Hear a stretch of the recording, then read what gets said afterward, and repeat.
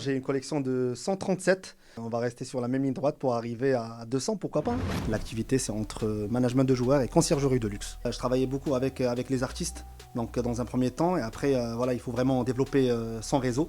Donc petit à petit, j'ai profité de l'occasion. Il y avait les Jeux Olympiques et c'était vraiment le début de Souleymane avec l'équipe nationale. Au niveau des tenues, déjà, il faut identifier le besoin. C'est très compliqué. Et aujourd'hui, pour être vraiment proche des joueurs, il faut vraiment gagner la confiance. C'est très très important. C'est vrai que ce sont des humains, mais il faut faire attention par rapport à beaucoup de choses. La confiance est très colossale pour vraiment rester sur la même ligne droite. Aujourd'hui, ça fait 6 ans et demi, aucun jour de repos. Quand je dis aucun.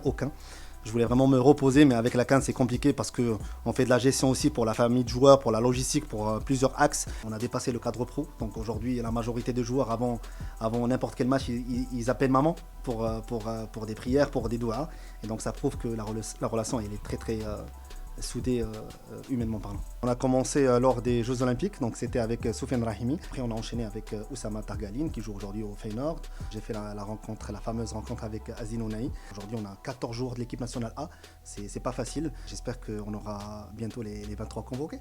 Hakimi, je l'ai vu le lendemain de sa blessure. Bien sûr, il était énervé, était un peu ému, mais un grand monsieur. Donc il nous a reçus même avec la blessure, très humble, très souriant.